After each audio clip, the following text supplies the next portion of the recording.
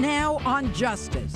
It's our national anthem. You have to stand. Hours away from Football Sunday, what will the so-called justice millionaires on the NFL sidelines do tonight? Super Bowl champ Tony the Goose Siragusa joins me live with his take on the gridiron madness. Plus, a wake-up call for the GOP. Yes, I'm an outsider, not part of the establishment. Tonight, I'll tell you why Roy Moore's primary win is sending a clear message to the Republican establishment, and they'd better take notice. And later, why those football players taking a knee? Because they want to stand for something, and they're fed up of the discrimination. They're not standing, they're taking a knee. From the turf to the street. Tonight, Street Justice takes on the NFL and whether anyone can make sense of what's going on the field. Why they taking a knee, and should they? They're commies. They're what? Commies. It's kickoff time. Justice starts now. I love it. Hello and welcome to Justice. I'm Jeanine Pirro. Thanks for being with us tonight. Now, before we begin, I just want to say thank you for again making Justice the most watched cable news show on Saturday.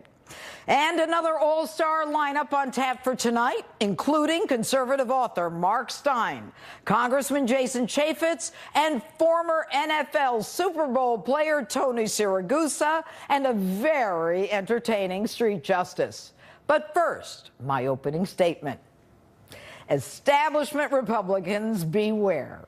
If you think you can keep doing what you've been doing, which, by the way, is nothing, and keep your seats, keep drinking or smoking whatever your favorite lobbyist is procuring for you, and your insignificant, irrelevant, inconsequential, not worth a rap vote. This week, non-establishment candidate Judge Roy Moore won the U.S. Alabama Republican senatorial primary runoff in spite of Senate Majority Leader Mitch McConnell's PAC giving Moore's establishment opponent, sitting United States Senator Luther Strange, $9 million. Now think about it. Roy Moore, with virtually no money, wins, even though the president, at Mitch McConnell's request, supports the sitting senator. Now, that move makes sense, given he needs Big Luther, who's sitting till December for his health care and tax reform vote. So why did Moore win? Why? Because the base decided that Moore has Donald Trump's back and Luther has McConnell's back. Because Moore is more like Trump. This was an anti-McConnell referendum. Moore's a horseback-riding cowboy who knows how to handle a weapon, a constitutional Christian conservative who twice chose to lose his job rather than compromise his principles, the kind of man who simply cannot be bought. And for decades, the establishment has been giving it to the American people. Last week, Alabama Republicans gave a big one back to the establishment, and it portends yet another upcoming insurrection, not only in the next race between Judge Moore and his Democratic challenger this December, but in the 2018 midterm elections. Strap in, folks. It's gonna be a bumpy ride.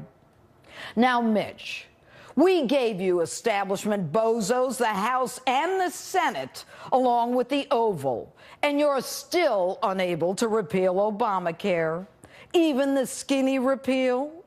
Some of you double-talking deceivers voted for repeal, knowing full well that while Obama was president, the bill would go nowhere. Some actually campaigned on it, and as soon as we had a president willing to sign the repeal, you don't vote for it. You lying, thieving slugs. Slugs. And you take a salary and a pension for this? And now tax reform. What makes me think it's not going to happen? You think we didn't like Barack Obama? Huh. All of you are so entrenched, you'll do anything for your own short-term political survival. The old one hand washes the other, irrespective of party, irrespective of fundamental beliefs. We are so sick and tired of all of you, especially those of you who come into Congress of modest means and then leave multimillionaires. And you Senate slugs sit there with 200 bills passed by the House, 200, and you haven't passed one. What the hell do you do all day?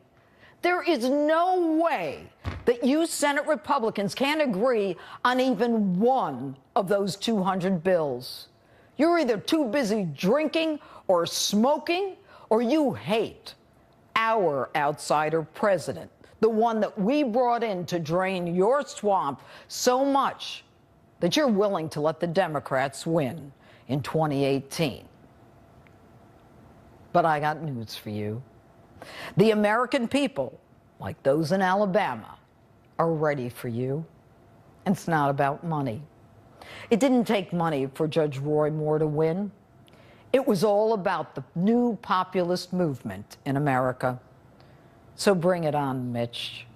Bring on 2018. And Dean Heller of Nevada, Jeff Flake of Arizona, we are gunning for your seats. And this spring, you're going to see a slate of insurgent primary candidates before the congressional general election cut through the establishment McConnell candidates like a sieve through grass. And it won't be about money. It will be about people like those in my audience. And I'll put my audience up against your cash any day of the week. So, Mitch, unless you can ride like Roy and shoot like a cowboy, you and your establishment lazy, blood-sucking, money-hungry croners who do nothing for the hard-working, forgotten men and women of America are in for the ride of your lives. Be careful you don't get thrown. And that's my open. Tell me what you think on my Facebook page, Twitter, and Instagram, hashtag Judge Jeanine. And joining me now with reaction to my opening statement is Congressman Jason Chaffetz, former and now Fox News contributor. All right, Jason. What's the difference? You're fired up. That's good. I'm always fired up. You know that. You know what? I'm not just fired up. People of Alabama. On air and off. The people of Alabama are fired up, and I'm telling you, the American people are fired up. Republicans are fired up. They have every reason to be fired up. Mitch McConnell and all Republican or Republican majority Senate, and forget about Roy Moore and this other stuff and Big Luther and all that hogwash. The truth is, 200 bills, they can't pass one. You were in Congress. What do they do all day?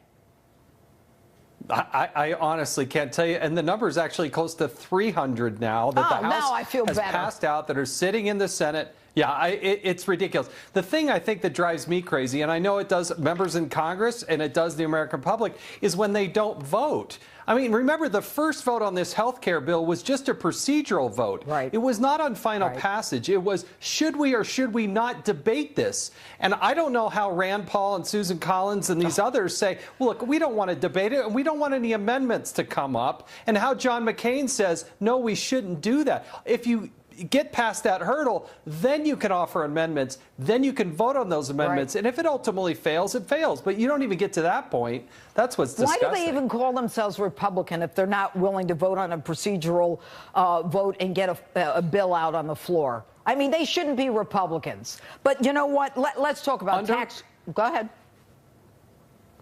Well, under reconciliation, you only have to get to 50. So you're right. If you can just get Republicans to vote Republican, then you can actually have these debates on the floor of the Senate, the most deliberative body on the face of the planet that doesn't seem to debate anything. Well, get this. The American people get it now. We are so disgusted, so disgusted. I mean, these people shouldn't be able to take a check any more than someone who's working in a job anywhere who doesn't produce isn't able to get a check. But you know what? I'm not even going to go into the fact that we're nowhere near the wall. I don't know what's going to happen with tax reform, but you're not there anymore, okay? You don't need these guys anymore.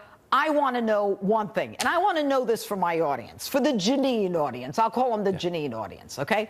I'm a prosecutor. I was a judge. I did this for 30 years. I know how to put a case together and all that stuff. Barack Obama and his administration did things that if we did, we'd all be in jail right now. Now the Republicans are in power, and I am not suggesting that party has anything to do with it.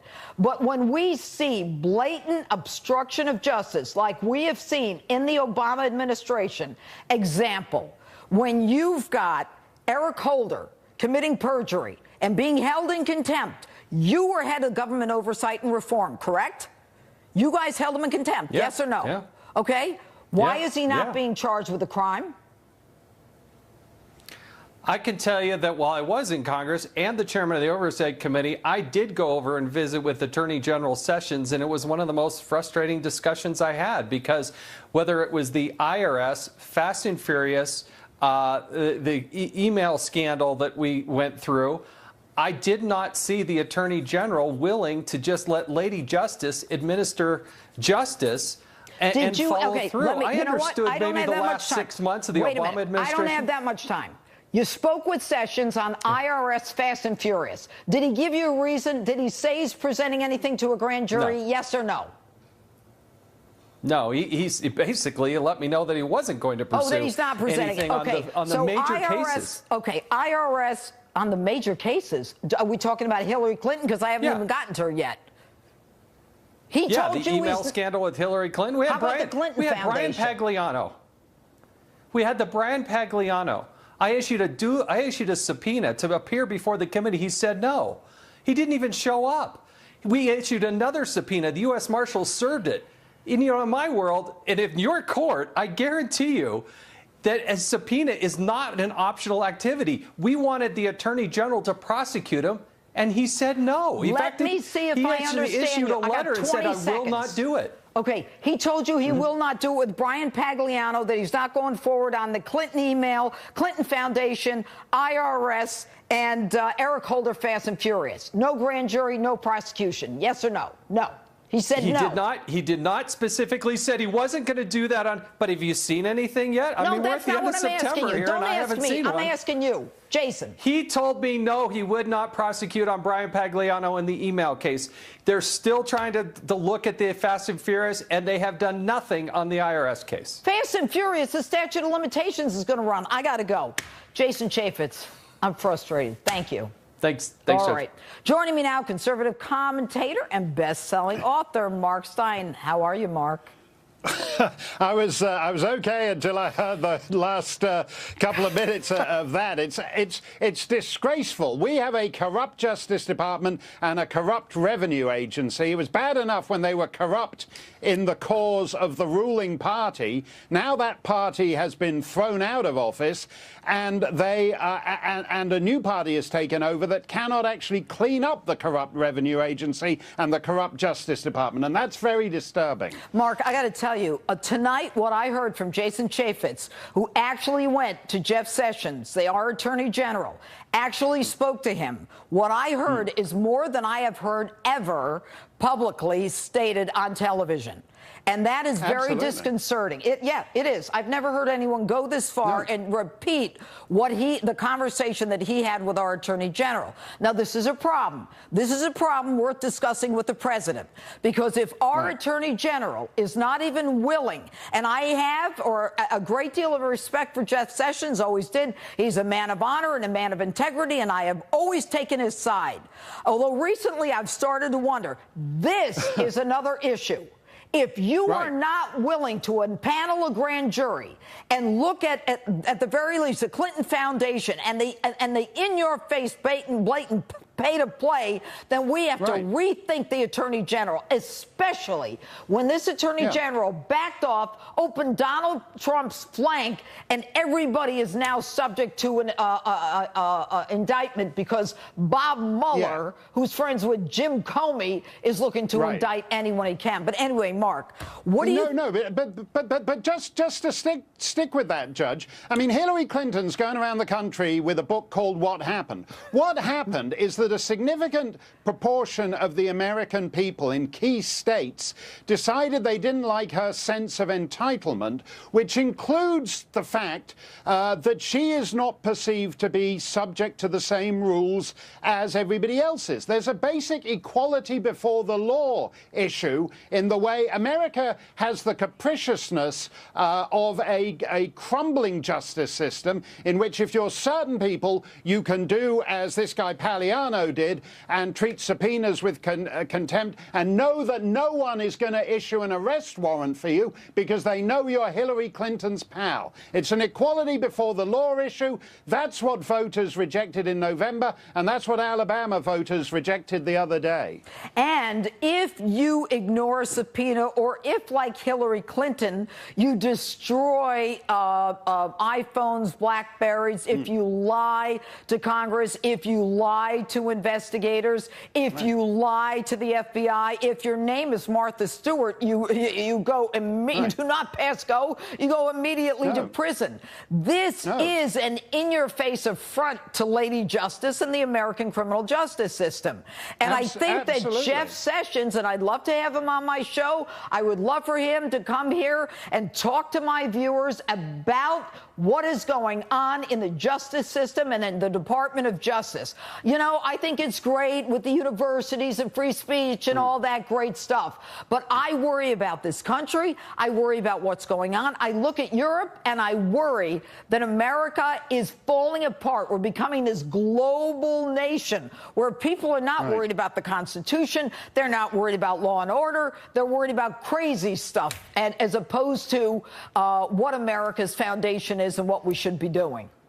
Absolutely, and a foundation of a healthy society is that it's a land of equal law. If you look at the two, I mean, we have a nutty situation where the FBI was investigating both presidential campaigns, but those investigations were not equal. So Hillary gets to testify, it's not under oath, and Comey issues his judgment on it. He actually writes it up before he's even interviewed her. Whereas on the other hand, they're kicking Paul Manafort's door down and searching his wife in her negligee because they think she might have an AK-47 in there. You know, if you're going to go down this route, you've got to treat people equally. And Sessions was put in there partly to clean up a rotten, stinking, corrupt Justice Department. Thank you. Great having you. The liberal left piling on the president for the disaster relief effort in Puerto Rico. But tonight I'll be joined live by Puerto Rico's member of Congress, who has a very different take on federal government's response.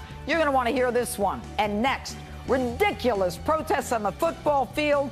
Former NFL star Tony the Goose Siragusa joins me live to talk about it.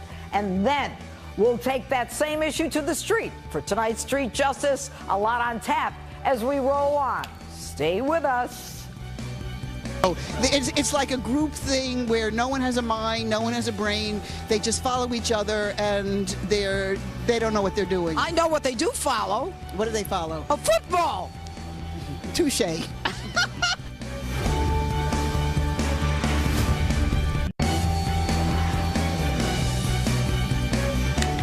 Outrage over the national anthem protest continues across the country tonight as we head into another football Sunday. My next guest spent 12 seasons in the NFL, won a Super Bowl, too. Tony the Goose Siragusa joins me now. Thanks so much for being with us tonight. Thank you for having me on. Oh, it's our pleasure. All right, so what do you think about all this kneeling stuff? I mean, you were in football. What would you have done if you were playing today? I would be standing for the national anthem. It's embarrassing. You know, I think there's a time and place for everything, and I don't think the time or the place is right with what players are doing right now. You know, the national anthem represents more than I think they even know. I'm a huge supporter of our military and police and everybody who pitches in. And I just think that, you know, you stand for the national anthem. If you want to protest, there's time. You know, afterwards, call a press conference. If you want to pray during the national anthem, when you come out, everybody goes into the end zone. They go down. They can pray, do whatever they want to do. But the national anthem stands for our country. And a lot of the players who are retired are upset about this also because, you know, it's a reflection on all of us. You know, we're a big group. You're an NFL player. What do you think about it? I hear it every single day. And I wish that they would understand the effects that it's not only going to have on them as a person, but them and their money. Because if the NFL right now, to me, is a ticking time bomb. Well, you know what? We just found the NFL ratings. I think we have them, that we can put them up. The ratings, viewership for the national telecasts are down 11%. And in 2016, 17 million viewers. 2017, 15 million. That screen is right there. But let me ask you this. Do you think that this really has to do with Donald Trump? You know, when he gets in the game, now everybody's kneeling. Well, I think there's a lot of guys that are kneeling because of that. You know, they challenged him. You know, he challenged them. And I think a lot of them don't even know why they're kneeling. You know, you look around on the internet and all these, you know, social medias, and you see these young kids, 10 years old, and their coaches kneeling. I mean, what are we teaching these kids? I mean, the lack of respect in this country right now, I think that's the biggest problem. You know, if you look at, you know, the NFL and Sunday, my father was a truck driver, and, you know, that was his day. Sunday was his day. Yeah. Just like all the people in the United States, the middle class people, the hardworking people, right? They have all the aggravation all week long, right? And they come back, and Sunday they get their team, they get to sit down, you know, make some pasta, whatever you're going to eat, you know? I don't want to, you know, stereotype myself, but that's what I eat.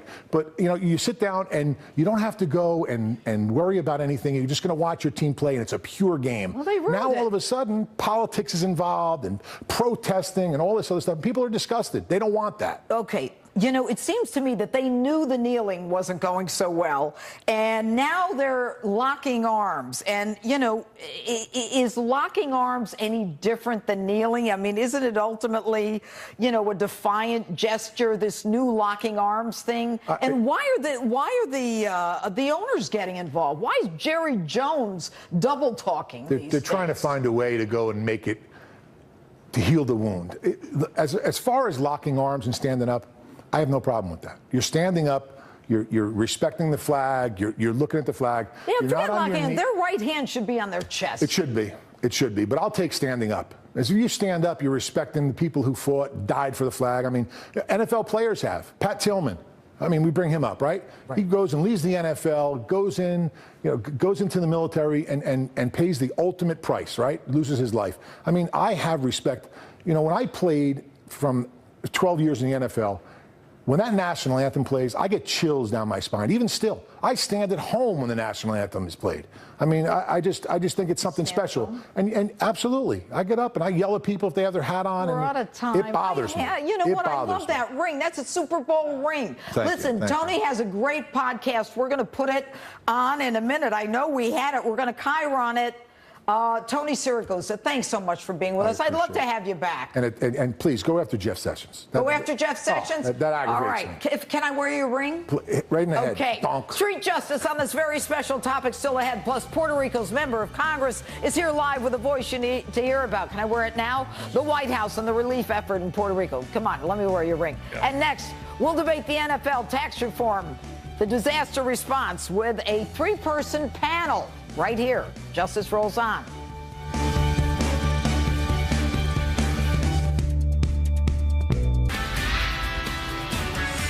Live from America's News headquarters, I'm Marianne Rafferty. Protests erupting in Catalonia as the region fights for its independence from Spain, with a referendum set for Sunday.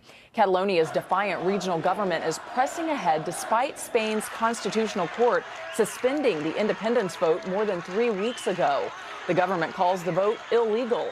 Police there have been ordered to shut down polling locations, and many are calling for the region's leaders to be arrested. And former Let's Make a Deal host Monty Hall has died. His daughter says the show host died of heart failure this morning at his home in Beverly Hills. Hall co-created Let's Make a Deal, which debuted in 1963 and ran for decades. Hall was also a philanthropist. His daughter estimates he raised about $1 billion for charities over his lifetime. Hall was 96 years old. I'm Marianne Rafferty. Now back to Justice with Judge Jeanine. For your latest headlines. Welcome back to Justice. A lot to talk about with the panel tonight, so let's get right to it. Rasmussen reports political analyst Amy Holmes, Blaze TV host Lawrence Jones, former aide to Chuck Schumer, Chris Hahn, all join me now. All right, guys, let's hit it. All right, Secretary Price resigns. He said he resigned over the use of the private jet. He was willing to pay back a government rate, or was that enough, Chris? Look, good riddance. You know, a little bit of an ego. A guy who doesn't think government can do anything except fly him around the country. That's who he was. Government can't do anything but fly him around the country. All right, what about Eric Holder flying on a private jet, sending his family to the Belmont? Nancy Pelosi. You know what? I don't know anything about that. Why? And that was years ago. Let's talk about what's happening now, Judge. You're stuck in the past. The Belmont, at least Price was doing it for business. Well, let's not forget Nancy Pelosi flying those jets all the way to San Francisco. That's right. But let's face it. She's in the line of succession. Give her a break. Bottom line, the price was wrong. Okay? Yes. And it looks like President Trump, he fired him. Do you think it had more to do with health care? I think it did. And Politico had... What do you think, Larry? No, I think that it had to do with this. Donald Trump doesn't like the corruption. And I think the Democrats, this is one of the times where you guys should be applauding him for taking... It didn't take another investigation. I wish he would have just fired him. I wish he didn't get resigned. I wish he would have gone into the boardroom, looked at him and said, sorry, you're fired. I think it's very clear what happened here. And Judge Jeanine, Politico was reporting it was more than just the jets. The jets were the final straw. Right. That you know Mr. who Price, else dialed up a private jet? Who's that? Bob Mueller. Oh, of course. Should he be fired? Oh, I'm sure he needed it if he fired it up. He must and you should be very worried about where he's flying. Yeah, you know what? Yeah, I'm not going You should be very worried. All right, now let's talk about Michelle Obama, Amy. Yeah. She says that a woman doesn't know her own voice if she doesn't vote for another woman. What do you think of that? Well, you know, I find it ironic how patronizing the matriarchy can be. And what would Michelle Obama say to all those young women who voted for Bernie Sanders? Bernie Sanders getting upwards, I think, of 70% of millennial females. Did they not know their own voice? And I would also like to add, particularly for our Democrat at the table, Chris Hahn, that where were the feminists talking about, say, when Bill Clinton was a predator in the White House? Oh, my God. We're living in the past. Let it seem 1995, Amy. And let's talk about, let's talk about the late Ted Kennedy, who quite literally silenced a woman. You want to go back to 1979? The bottom line is this, Judge. This is the same identity politics. They haven't learned their lesson. This is why they lost. The American people are more concerned about the money. They're concerned about securing the border. And Democrats like Chris, they will continue the same narrative. And this is why I think they'll lose again. Progressive now? They'll lose again. You're going to be a communist next year. Hey, look, let me put it this way. I think things like this just get brought up to drive you guys crazy. Because nobody else cares about that statement. This is the only place I heard it. The way I found out about it is your producer sent me the story. That nobody's talking about yes, this. They are. So, do you read the newspapers? I know you're a Democrat. I read all the newspapers. Let me ask you a question. When Michelle Obama says that women don't know their own voice if they don't vote for another woman, think about this. Who ran against Barack Obama? A woman. Hey, look, so maybe Michelle Obama didn't know her own voice. I don't vote for a man against a woman. anybody's statements about anything. I will say this, though. Hillary Clinton would have been a great president, and thank God, thank God she tweeted to send the hospital boat to Puerto Rico. The president never would have done that. What did she do with all the money to Haiti that she and her husband were collecting? I don't know. All right. I want to remind viewers that that conservative women are always attacked. It's been going on long before this election. Where was Michelle Obama supporting Not just conservative Sarah women, black Palin? folks, anybody that supports anything against the left, then we're sellouts. Nobody's attacking. I think it's like a persecution syndrome on the right. Everybody's like, we're always persecuted. Well, you're in charge of everything right now. Let's get something done. I think this is the thing. I'm not persecuting anybody on the right. They've got control of everything right now. Let's see some results. We've seen nothing. Send that memo to Michelle Obama. And I think you agree with me on that, Judge, because I watched your first segment. I agree with you on it. I agree with you. Let me tell you something. It is time for the establishment to cut and run because we're gunning for them.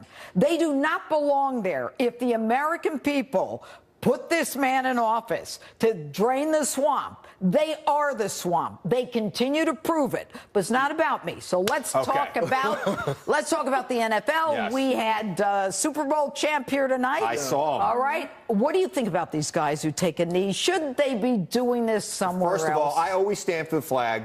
But I thank God every day I live in a country where people could take a knee if they want to. And look, they've got reasons for doing it, and now I think it's more about the president. When's the last time you heard a football player stand up and tell you why he's doing Judge, it? here's the thing about this story. Answer my question. Let me just give you this point. When is the last time you heard Colin Kaepernick? Never. But let me tell you why I'm most mad about this story. Why? The president needs to be a unifier, not a divider. He should not be weighing in on this issue. It's one of the things he needs to cut out. He has to bring people together and not find wedge issues to divide us. He's the president of all of us. Barack Obama divided us. Barack Obama pitted the African-American community against the police. Yeah, Barack Obama did nothing for the African-American community. Yeah, well, the stats make it clear. President Obama would not send out a tweet on this So issue. here's the problem. This is no longer about the whole Colin Kaepernick situation.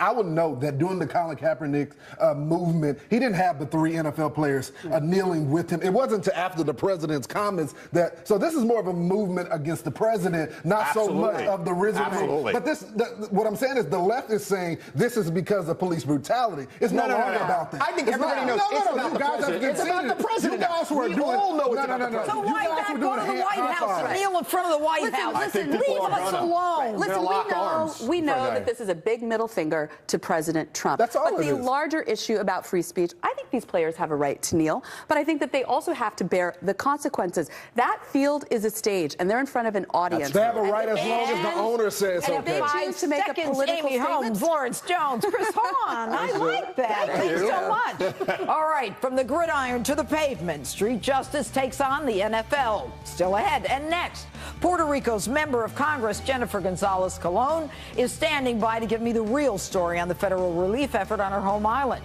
You don't want to miss this one. And it's next.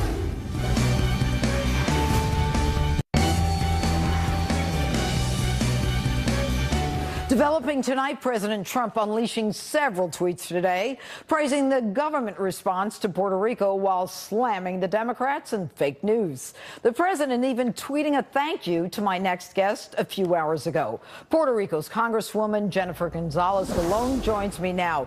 Good evening, Congresswoman. Okay, what is the status right now of America's response to Puerto Rico's disaster and the problem that they're having there? We're still receiving goods. We're still receiving supplies. Actually, during this weekend, we're receiving more than 600 medics, more than 700 new beds for hospitals, receiving generators from the federal government to have them in the hospitals because we got 69 hospitals, of them just 50 are operational. So we are improving that with all the help that the federal government and the commodities the federal government is giving us. I mean, more than 1 million meals, more than 7 million liters of water for the people on the island. We got 78 municipalities. Of course, we need more. I mean, nobody expected to have this kind of disaster in the island before. The infrastructure is decimated, so still 80% of the island is without power. Less than 44% of the island is without running water. The communications are down. Just 20% of the metropolitan area is having communications, and that's the biggest challenge. When you have more than 9 bridges that connects different towns, washed away by the river and by the flooding, that makes the necessity to use the DOD helicopters, Coast Guard helicopters, just to give directly the food and airdrop those food directly to those communities, and that's happening while we're speaking. At the same time, time, right now, we got a dam in the northern part of the island. They have a fracture. It's weak. Congresswoman, as you speak, I find that your description of what is going on is so different from the San Juan mayor, who, curiously, at the beginning of the week was very complimentary of the president and then comes out and starts trashing the president. But, you know, the interesting thing is that unlike Hurricane Harvey in Texas and the hurricane in Florida, you know, we had a lot more time and a bigger warning. But the electrical grid in Puerto Rico went down. It didn't, you know, it wasn't supported, and your cell towers are down, your bridges are down, and so there's no way, given your destroyed infrastructure, to get all of the supplies that were clearly evident as this mayor is trashing our president. Well, the supplies that were given to her by America are stacked up behind her. Why is she trashing the president when it's clear your cell towers are down, your bridges are down, you're surrounded by water? You can't even get in touch with each other to find out and get these. You can't even get gasoline or diesel to the generators. And that's the main problem. I think the level of devastation we got in the island, it's so awful that the people are waiting for that help. And I will tell you this: before Hurricane Irma, during Irma, and after Irma, and same thing with Maria, the federal officials were there. There were more than 4,000 federal employees in the island before, during, and after both hurricanes. But the great problem here is that before Maria, we were hit by Hurricane Irma. So we got less than a week and a half to prepare for the next hurricane.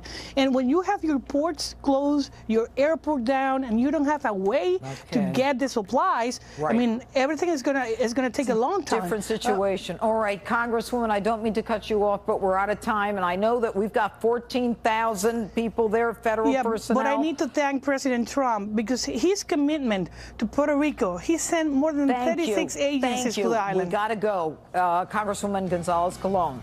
And it's the fourth quarter. Street Justice on the NFL protest is next.